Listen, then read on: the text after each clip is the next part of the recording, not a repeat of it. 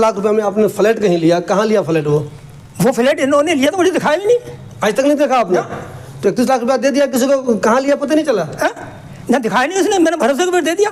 इनके साथ फ्रॉड उन्होंने क्या किया, इनकी ज़मीन बिकवा कर वो रकम ले ली, दूसरा जो प्लॉट इनका संगम विहार में उसके पेपर ले लिए। इन्होंने जो अब्बा बनाया, मुझे अब्बा कहते थे, मैंने इनको भरोसा किया, इन्हें मेरे साथ ये नहीं करना चाहते थे। उनके लिए जायज़ है ये कि मुफ्ती की शान यही है कि झूठ बोले, धोखा दे। वेदर करता हूँ कि मेरी मजलूमता और मेरी बीमारी और कमज़ोरी पे दया करते हुए जो है और मुझे न्याय दिलाया जाए, मेरा फ्लैट मुझे दिलाया जाए, और अगर जुर्माना शख्स मुझे जुर्मान दिया, अगर सजा का मुस्तहक सजा दिलाई जाए और मैं मुस्तहक हूँ सजा का जुर्माने का, मुझे सजा और जुर्माना किया जाए। दिल्ली के मुगलाई जायकों के दीवाने हैं फिर गोश्ताना आइए। शानदार इंटीरियर, आरामदेह मजलिस और खूबसूरत समा के साथ, जहां हर डिश में बसी है दिल्ली के खास खानों की रूहानी महक, जायका जो दिल को छू जाए। Address Jamia Nagar, hotel river view, ठोकर नंबर 3, अबुल फजल इनक्लेव। दोस्तों, हमने कुछ दिनों पहले आपको एक खबर दिखाई थी कि शाहीन बाग में जो मस्जिद है, मस्जिद मोहम्मदी, उसके जो इमाम है मौलाना सखावत, और उस मस्जिद की जो मैनेजमेंट कमेटी है उसमें आपस में नहीं बन रही है।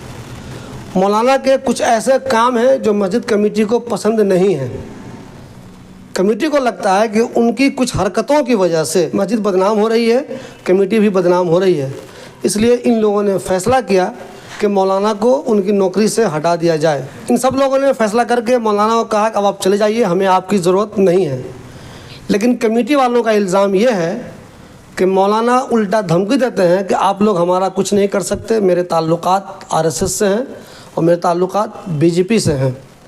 हमने जो खबर की थी उसमें हमने शहजाद जो हमारे साथ है उनका मैंने इंटरव्यू किया था। मैंने उसमें कहा था मौलाना से कि अगर आप भी अपनी बात रखना चाहते हैं तो आप इंटरव्यू दे के ये कहिए कि आप पे जो इल्ज़ाम लगाए जा रहे हैं, चाहे कमेटी वाले लगा रहे हों, चाहे शहजाद लगा रहे हों, या हम जो बोल रहे हैं उसमें कुछ कमी है, तो आप इंटरव्यू दे के अपनी बात रखिए।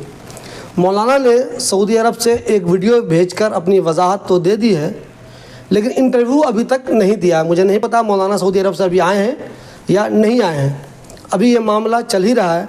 इसी दौरान एक नई खबर ये आ गई है कि जो बुज़ुर्ग हमारे साथ हैं, इनका इल्ज़ाम ये है कि मौलाना सखावत ने, जो मस्जिद के इमाम हैं, उन्होंने इनके साथ भी धोखेबाजी की है। मैं मौलाना से फिर कह रहा हूँ, ये साहब जो बुज़ुर्ग हमें बता रहे हैं, अगर आपको लगता है ये झूठ बोल रहे हैं, ये गलत बोल रहे हैं, तो मैं फिर आपसे कहता हूँ आप हमें इंटरव्यू दे दो, अपनी बातें रख दो। अगर आप इंटरव्यू नहीं देंगे, गायब रहेंगे, तो लोगों को आप पर शक होगा कि आपने गलती की है, इसलिए आप मीडिया के सामने नहीं आ रहे हैं। पहले मुझे अपना नाम बताइए आप। मंजूर अहमद। जो मौलाना साहब है, इमाम साहब जी, उन्होंने आपके साथ क्या धोखा किया है, ये जानने से पहले मैं ये जानना चाहूँगा मौलाना से आपकी मुलाकात कब हुई थी? धोखा तो नंबर 1 ये किया उन्होंने कि 11/5/22 को 31 लाख रुपए की रकम मेरी उनके पास बशक्ल अमानत थी, और उसमें यह तय था कि शिरकत में जो है फ्लैट खरीदेंगे और उस फ्लैट के किराए से मैं फ़ायदा उठाऊंगा, अपना खर्चा चलाऊंगा, वो भी फ़ायदा उठाएंगे। इदारा फैज़ कमर जो उसमें ही मेरी शिरकत थी। इरादा फैज़ कमर ये बड़ा फ्लैट है जो शाहीन बाग में ठोकर नंबर 6 के करीब है। बिल्कुल। ये तो फ्लैट जो आपके 31 लाख रुपए थे, वो उससे जो फ्लैट खरीदा जाता जी, उसका किराया आप लेते या दोनों मिल के लेते? क्या प्लानिंग हुई? नहीं, देना शुरू कर दिया था आधा किराया।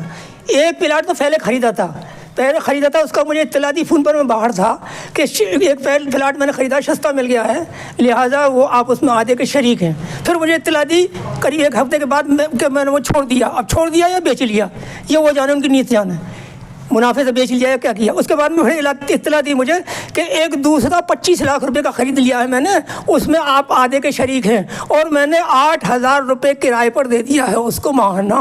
आधा आपका हुआ और आधा मेरा हुआ। जब पैसा पूरा आपका 31 लाख रुपया है तो आधा उनका क्यों हुआ, ये समझाइए मुझे। नहीं तो आधा इदारा फरोख्त कर में उससे पहले बात हो चुकी थी ना कि शिरकत उसमें भी मेरी है। इसका उनका एक इदारा भी है, हाँ, इदारा, जिसमें आपका ये एग्रीमेंट हुआ, उसका नाम है इदारा फैज़ कमर। उसमें ये एग्रीमेंट हुआ आपका कि एक तो ये वाला 31 लाख रुपया मेरा जी, प्लस उस इदारे में मैं शरीक हो जाऊंगा आप जी। तो उस इदारे से क्यों शरीक हुए? तो कोई आमदनी भी उसमें होती थी? हाँ, आमदनी 1,000 रुपये माहाना दाखिला फीस उन्होंने बतलाई थी इसमें रहेगी। बीबी आलिमा है, 7 आलिमा हैं, आलिमा कोर्स चलेगा लड़कियों का, 1,000 रुपये दाखिला फ़ीस रहेगी, माहाना फ़ीस अलग रहेगी। उसमें जो आमदनी, और ये तय था कि ये एक कमरा आपके लिए रहेगा, 2 कमरे और किचन मेरी अहलिया के इस्तेमाल में रहेंगे। हॉल जो है उसका इदारा फैज़ कमर का, उस हॉल में तालीम रहेगी, लड़कियां पढ़ने के लिए आएंगी, वो बैठेंगी, उसमें टेबल वगैरह लगेंगे। एक कमरा मेरे लिए था, उस कमरे को आज तक मुझे एक रात भी काम कराना जो है बेहतर नहीं समझा। ये इदारा कहाँ पे है? ये इदारा जो है ठोकर नंबर 6 शाहीन बाग, ये फ्रूट की जो दुकान है, इससे दूसरी या तीसरा फ्लैट है। अच्छा मुझे ये बताइए, आपने सोचा, उन्होंने कहा कि इसमें आप शरीक रहेंगे जी, लेकिन आप उसमें कभी नहीं गए? नहीं गया, मैं देखा, लेकिन ये तय था कि एक कमरा तुम्हारे लिए रहेगा। वो कमरा कभी नहीं मिला आपको? कभी नहीं मिला। ये तो मुस्तकिल ये तय था कि ये तुम्हारे लिए। और शिरकत कागज में, अब शिरकत मुझे ना 400 बेसी की, धोखा किया। कागज देखा आपने जिसमें लिखा हुआ कि आप शरीक हैं? मुझ पे पढ़ना नहीं आता अंग्रेजी। मैंने कहा था, मैंने कहा मुफ्ती साहब मुझ पे ना हिंदी ना अंग्रेजी आती नहीं, मैं हिंदी पढ़ लेता हूँ, काम चला, उर्दू भी पढ़ लेता हूँ, लिहाजा आप जो है इसका जो कागज़ बनवाएं, उसका भी फ्लैट का भी जो क्या कहते हैं, जो खरीदा उन्होंने, जो खरीदा जिसमें 8,000 किराया था, इसका और इसका कागज़ जो है आप उर्दू या हिंदी बनवाइए, और तब मैं देखूंगा उसको। अगर मुझे किसी बात पे एतराज़ होगा तो मैं एतराज़ की बात काट दूंगा, इसे काट दीजिए और इसे बढ़ा दीजिए। लेकिन मुझे कुछ भी नहीं दिखाया उन्होंने, और मैंने भरोसे के ऊपर उन कागज़ बनवा दिए, मैंने दस्तखत कर दिए। उस वाले इदारे से कभी आपको आमदनी का पैसा मिला?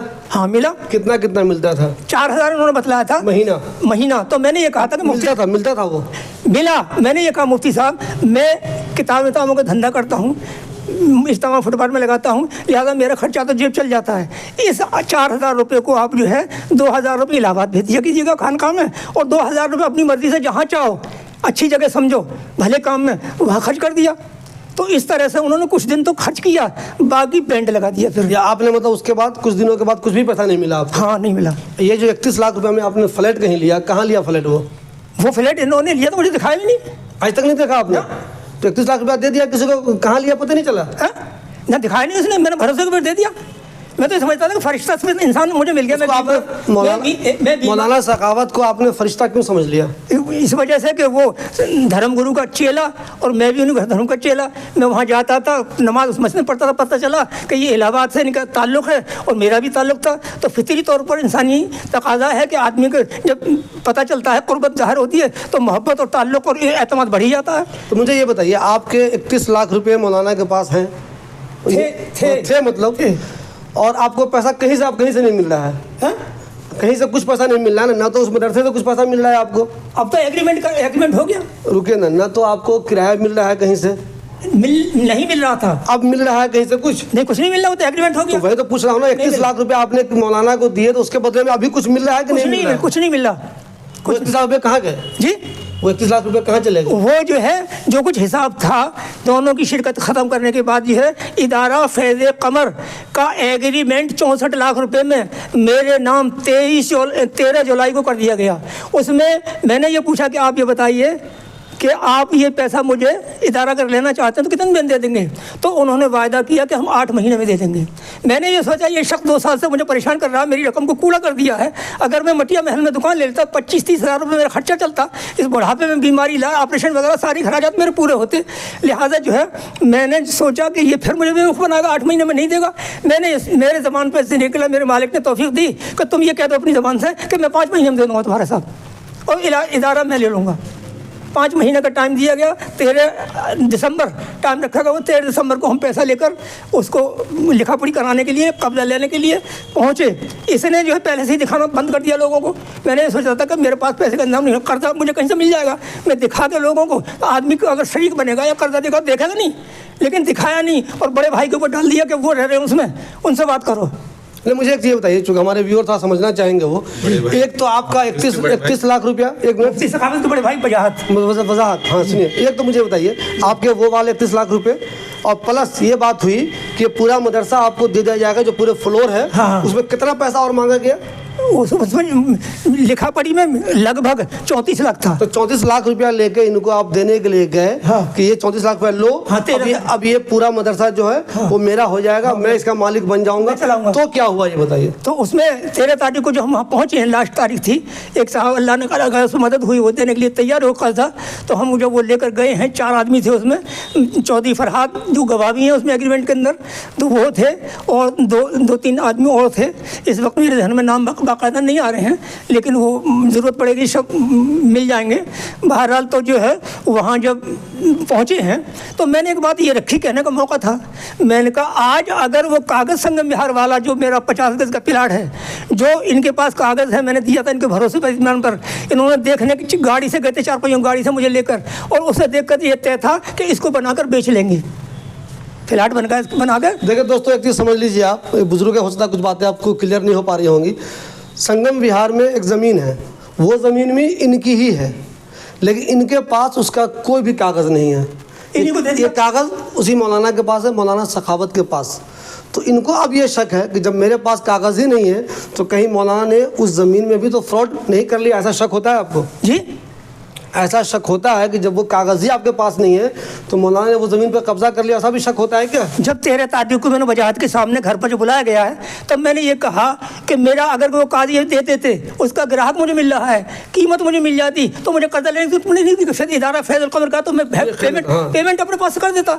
लिहाजा जो इन्होंने जो अब्बा बनाया, मुझे अब्बा कहते थे, मैंने इनको भरोसा किया, इन्हें मेरे साथ ये नहीं करना चाहते थे। और दूसरी बात मैंने ये भी दोहराई, मैंने कहा आगे ज़बान पर तो छोड़ो मत। अलमारी मुझे दे दी थी, जब मैं आता जाता वो काम करता था, तो उस अलमारी में एक चाबी मुझे दे दी थी, ताला इसमें अपना सामान रखो। उस अलमारी का ताला इन्होंने बाहर से आदमी बुलाकर और ताला बदलवा कर और मुझे इत्तला ये दी कि ताला टूटा पड़ा है, तो मैं ताला तोड़ डाला। ऐसा कैसे हो सकता है कि जिस आदमी बाहर जा रहा है तो ताला लगा के जा रहा है और उसके अंडर में है, और उसका ताला अलमारी का बदल कैसे जा सकता है, बदला कैसे जा सकता है? जब तक बाहर से आदमी को बुलाया नहीं जाएगा। बुलाया जाएगा जब वो ताला उसको बदलेगा, दूसरा लगाएगा, जब भी तो लगेगा।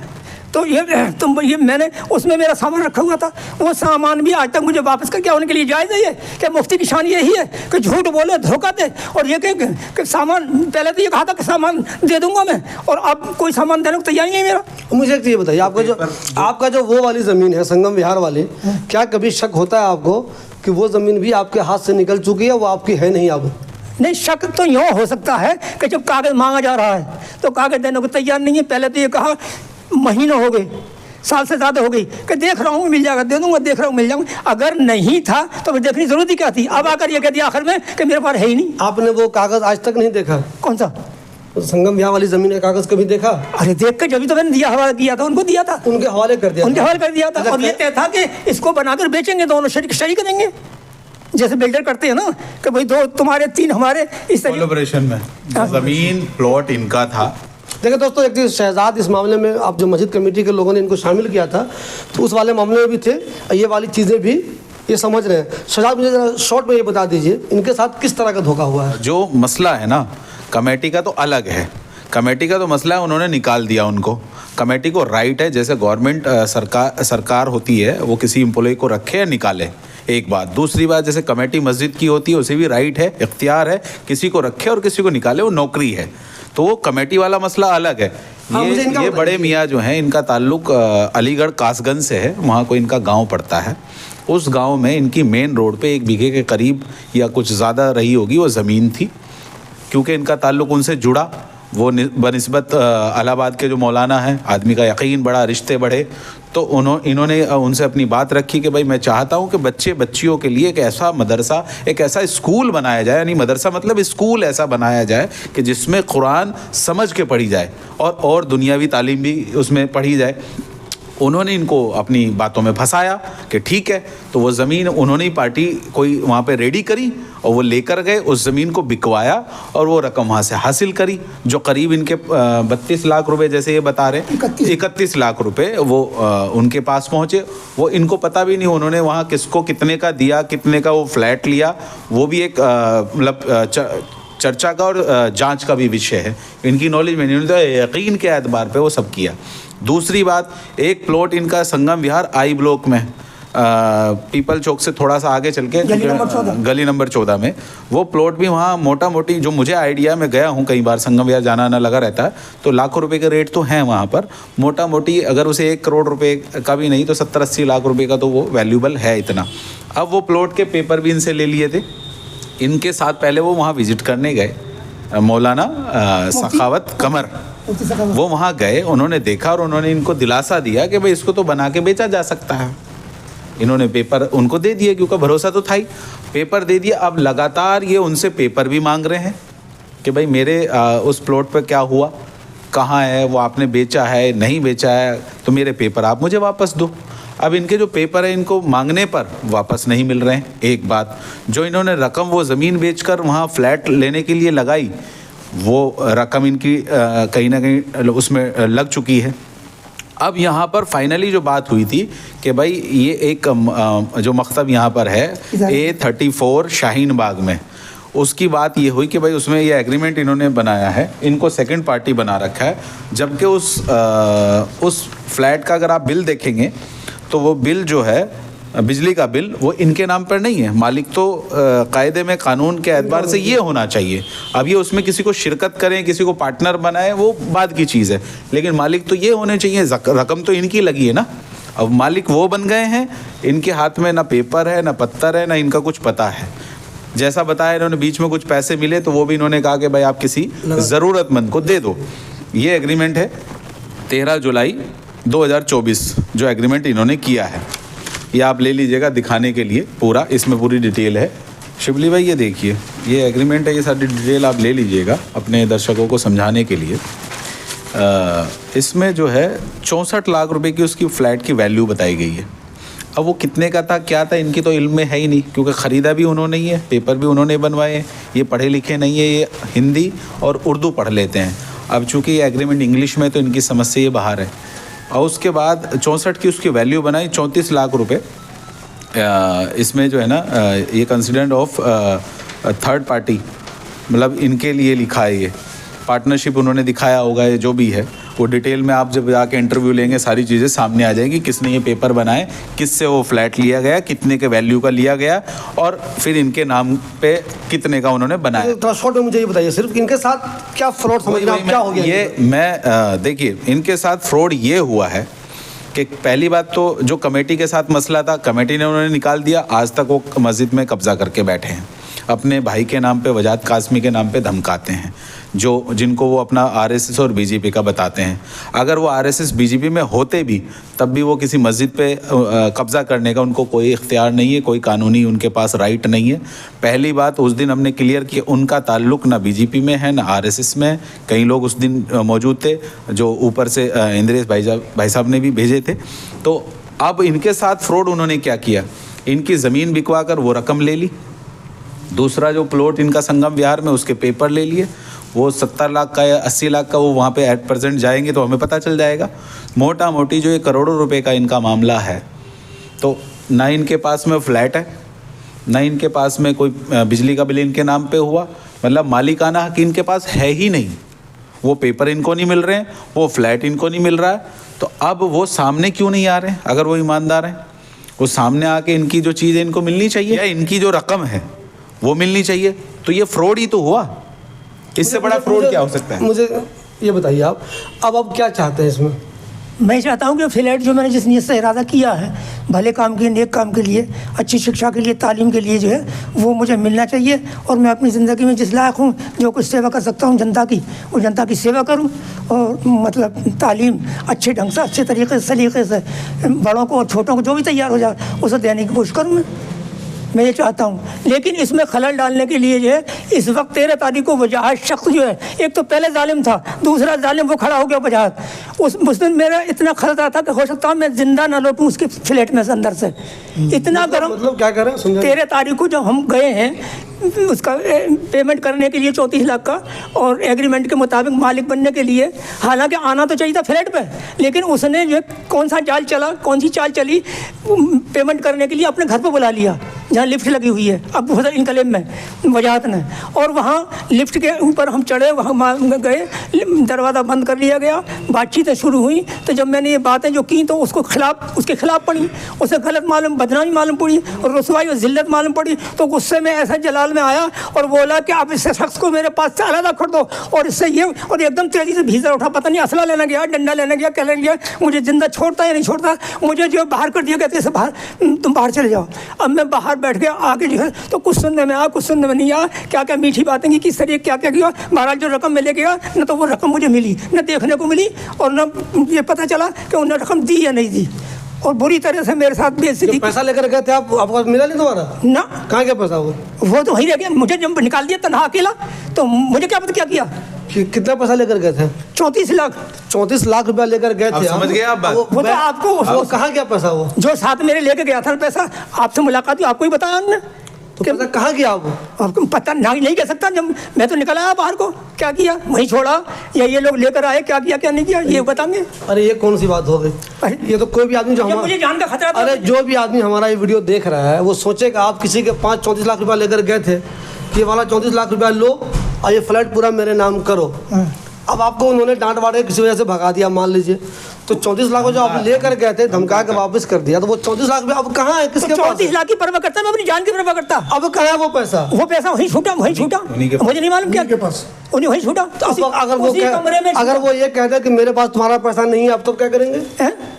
नहीं है तो उसमें अगर वो सच्चा है तो कसम खा के बताएगा। अरे भाई, जब आपको सच्चा झूठा कुछ नहीं होता, सुनिए, सच्चा झूठा होता तो हम ये खबर ही नहीं बना रहे होते जी। फ्रॉड का मामला तभी तो हम खबर बना रहे हैं जी। मैं ये कह रहा हूँ आपसे कि आप वहाँ पे पैसा लेकर गए 34 लाख जी, वो डील हो नहीं पाई, अब वापस लेके वो पैसा आए नहीं, तो अगर वो साहब ये कह दे कि पैसा तुम अगर लेके आई नहीं थे तब क्या होगा? 64 लाख भी एक तो पहले 31 जा चुका है आपका, ये 34 भी चला गया तो क्या होगा? ना वो 34 के गवाह देने वाले मौजूद हैं कि हम इसमें उसमें तहरीर में भी गवाह और जबानी भी गवाह, जब तक जिंदा रहेंगे गवाह देते रहेंगे कि हम पैसा लेके गए। कुछ लोग साथ में, तो जो आप 7 दिन के गए थे वो गवाह हैं कि है? हाँ। तो जब 34 लाख उन्होंने रख ही लिया, उनके पास है ही, तो वो फ्लैट आपके नाम नहीं कर रहे हैं, वो मदरसा जो है ना, वो तो तैयार नहीं, वो पहले से ही टाल मटोल करते चले आ रहे हैं, वक्त डालते चले आ रहे हैं। सिलसिले में अब क्या करेंगे आप? अब क्या उनसे मुलाकात करेंगे, क्या करेंगे? अब मेरी जिन्हें मालिक ने, प्रभु ने जो है ताकत दी है और अफसर बनाया है, हुकूमत दी है चलाने का, और उन्हें उनका फर्ज बनता है कि मजलूम की हिमायत की जाए। लिहाजा मैं उनसे निवेदन करता हूँ कि मेरी मजलूमता और मेरी बीमारी और कमजोरी पे दया करते हुए जो है और मुझे न्याय दिलाया जाए, मेरा फ्लैट मुझे दिलाया जाए, और अगर जुर्माना शख्स मुझे जुर्माना दिया, अगर सजा का मुस्तहक सजा दिलाई जाए, और मैं मुस्तहक सजा का जुर्माने का मुझे सजा और जुर्माना किया जाए। जो दोस्तों, जो हमारे व्यूअर हैं उनसे हमारी रिक्वेस्ट है कि प्लीज़ इस खबर को अच्छी तरह से आप लोग समझिए।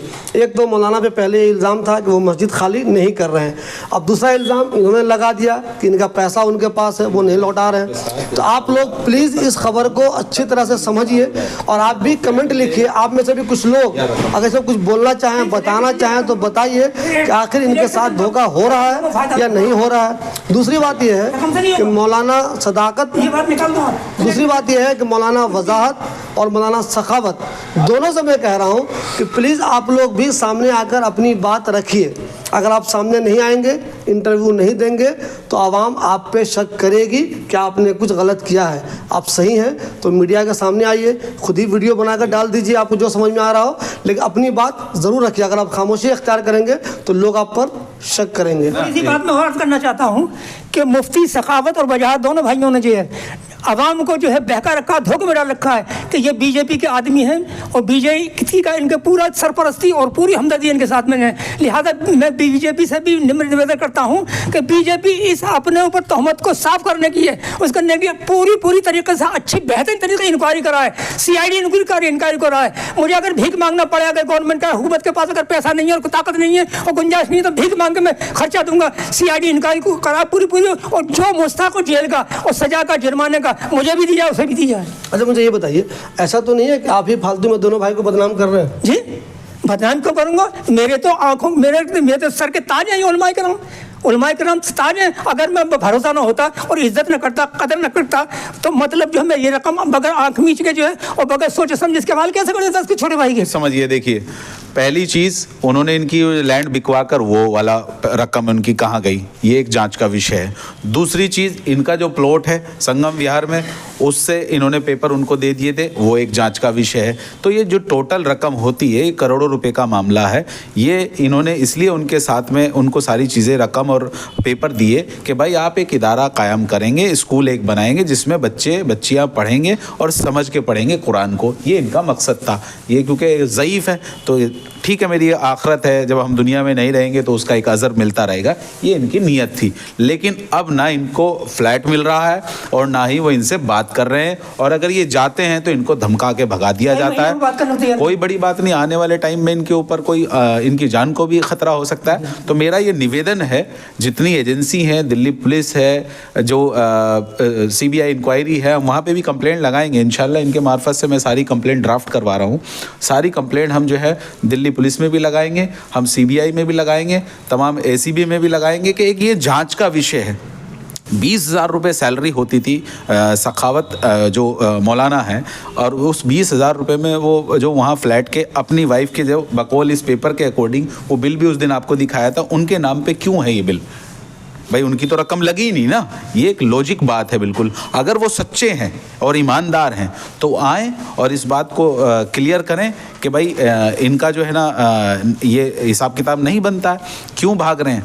कहीं ना कहीं पहले वो कमेटी को धमका रहे थे, और कमेटी को धमकाने का भी उनका कारण था कि मस्जिद पे उनका कब्जे की नीयत है। वहाँ से उनकी दुकानदारी जो चीज़ें सामने आई है, कहीं ना कहीं ये वहीं से तो जुड़े थे, मस्जिद से ही, मस्जिद से जुड़ के तो यकीन डेवलप हुआ।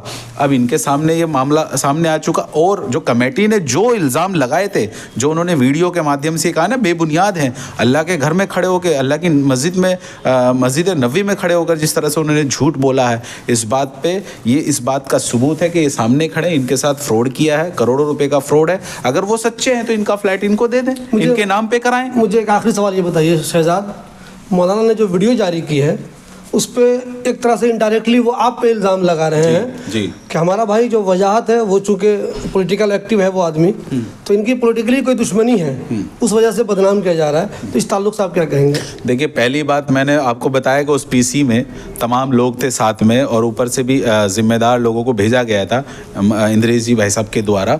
उनका ना मंच में कोई लेना देना है, जो MRM है, राष्ट्रीय मुस्लिम मंच जो है ना, BJP में ऑफिशियली उनका कुछ है, कहीं से वो बिल्कुल क्लियर हो चुकी, ऊपर से भी बात क्लियर हो चुकी है, और प्रशासन को भी ये मैसेज जा चुका है। मैं आपको बताऊं, DCP को, SHO को भी ये मैसेज ऊपर से क्लियर हो चुका है कि इनका हमारे संगठन से कोई लेना देना नहीं। उस संगठन और उस पार्टी के नाम पे वो अपनी दुकानदारी चला रहे हैं। जैसे इनके साथ में ठगी की है, इसी तरह से और लोगों के साथ में भी ठगी की होगी। तो मैं ये कहना चाहता हूँ, पहली बात, दुश्मनी तो तब होगी ना जब वो पार्टी में होंगे। आप पार्टी के अंदर कहीं दिखाएं तो तब तो आप उस चीज़ को जोड़ सकते हैं। उनके साथ में कोई लेना देना नहीं है किसी भी तरह का। इस बात को वो इसलिए पैदा कर रहे हैं कि जिससे हमारा मसला डाइवर्ट हो जाए और लोगों के जहन में ये बात जाए कि ये पार्टी वाला मामला है। तो अगर वो पार्टी के भी सच्चे आदमी है तो आए ना वो सामने और आके दिखाएं। भाई जैसे मैं एक्टिव हूँ, मैं कह रहा हूँ ना, संगठन भी देख रहा है, सारी चीज़ें देख रहा है। मैं लेके गया ना कमेटी के लोगों को, जो RSS प्रचारक है माननीय इंद्रेश कुमार जी, उनके पास लेके गया हूँ ना, वहीं से इस मसले के लिए मदद भी हुई है। अगर वो सच्चे हैं तो आएँ, चलें साथ में, चल के वहाँ पे क्लियर कर दें अगर वो वाकई संगठन में हैं या कार्यकर्ता हैं। तो ये बात बेवजह है, वो सिर्फ इस मसले को डाइवर्ट करना चाहते हैं। और मेरी अभी तक आवाम ने यहाँ पे जो है ये कमेटी के, मैं तो ये कहूँगा कि इनकी शराफत है कि अभी तक ये लोग जो है ना, इनके साथ भी धमकी और गाली गलौज की गई है, फ़ोन पे धमकाया गया है। जो ये सरताज भाई यहाँ पर मौजूद हैं, इनको फ़ोन करके वजाहत कासमी ने धमकाया लगातार, जबकि उसका कोई लेना देना नहीं मस्जिद से, उसका तो कोई मतलब ही नहीं। इनका जो मसला है वो भी मौलाना सखावत कमर से है, वजाहत कासमी से नहीं। वजाहत कासमी इनको भी धमका रहा है लगातार। तो ये एक जांच का विषय है, और इस तरह से न जाने ये लोग कितने लोगों के साथ में एक धोखा एक मेरे दोस्त हैं, मैं उसका तो मैं ही गवाह हूँ, मुमताज़ खान खतौली के, उनसे 35,000 रुपये ले रखे वजाहत कासमी ने। तो ऐसे ना जाने कितने मसले होंगे। तो ये एक जांच का विषय है, और जांच होने के बाद इनके साथ में इंसाफ इनको मिलना चाहिए, यही मेरी कोशिश है। कमेटी भी इनके साथ खड़ी है, इंशाल्लाह मैं इनके साथ मजबूती से खड़ा हूँ। जब तक इनको इंसाफ ना मिल जाए, इनका फ्लैट इनको ना मिल जाए, जब तक मैं इस लड़ाई को इंशाल्लाह लड़ता रहूँगा। और कानूनी कार्रवाई पूरी तरह से, जो एक कानून की लड़ाई है, भारत का जो कानून है ना, इस देश में कानून कमज़ोर नहीं है, सिर्फ खटखटाने की ज़रूरत है कानून के दरवाजे को। और भारतीय जनता पार्टी की सरकार है, और माननीय नरेंद्र मोदी जी देश के प्रधानमंत्री है। मैं उनको भी लेटर लिखूंगा इनके माध्यम से कि इस तरह से जो है पार्टी के नाम पे, संगठन के नाम पे कुछ लोग जो है एक भ्रम फैला रहे हैं मुसलमानों के बीच में। ये इलाका चूँकि मुस्लिम है तो एक भ्रम ही फैलाना हुआ ना, जो लोग जुड़ने की बजाय और दूर भागेंगे। आप समझिए, ये भी एक डबल नुकसान हो रहा है। मुझे तारीख याद नहीं है, मैंने नोट की थी, शायद कागज़ अगर मुझे मिल गया तो पेश करूँगा। इनका कोई रिश्तेदार है जिसका नाम हुसैन मुफ्ती, उसने मुझे फ़ोन पे जो धमकी दी कि आपने उलमा की जो है तौहीन की है, लिहाजा आपका मोबाइल लाइन पे लगा हुआ है, पुलिस आपको तलाश कर रही है, आप हैं कहाँ ये बताइए मुझे। बहरहाल मैंने उसकी तफसील। क्या नाम था? हुसैन, मुफ्ती हुसैन। तो आपने कहा नहीं अरे भाई आप तो मुफ्ती कहीं धमकी देता है? बोला नहीं आपने मुफ्ती कहीं धमकी देता है? आप तो मुफ्ती हैं। अब तो मुफ्तियों का हाल आप देख रहे हैं ना, देते नहीं थे लेकिन अब तो शुरुआत कर दी है मुफ्तियों ने। अब तो आपके सामने सारा रिजल्ट सामने आ रहा है कि मुफ्ती करके आ रहे हैं। पहले नहीं करते थे ऐसा, आज से 50 साल पहले रिकॉर्ड ऐसा मुफ्तियों का नहीं था, लेकिन आज रिकॉर्ड मुफ्तियों का ऐसा, और ख़ास तौर से मुफ्ती पंजाब ने शुरू कर दिया। एग्रीमेंट कभी किस मस्जिद का आपने सुना कि इमाम को रखने का एग्रीमेंट होता है? इस वक्त जो नया इमाम रखेगा एग्रीमेंट करके रखा गया है। दोस्तों आप लोग हमारी पिछली वीडियो भी देखिए, जब हमने खबर बनाई थी, हमने शहजाद का इंटरव्यू किया था कि कैसे इमाम साहब का पंगा चल रहा है मस्जिद कमेटी से। आप वो वीडियो भी देखिए। उसके बाद मौलाना सखावत ने जो अपनी वजाहत भेजी है वो भी आप देखिए, और आज वाला इंटरव्यू जो है वो भी आप देखिए। फिर आप लोग फैसला कीजिए कि आखिर एक कहानी है क्या। आप लोगों की बहुत सारी चीज़ें समझ में आ रही होंगी, तो प्लीज़ आप लोग कमेंट इसमें ज़रूर कीजिए। और आप में से जो साहब अपनी राय रखना चाहते हैं, बोलना चाहते हैं, वो भी हमें बताइए। इस पूरे मामले में आखिर कहानी आपको क्या समझ में आ रही है, ये आप ज़रूर बताइए।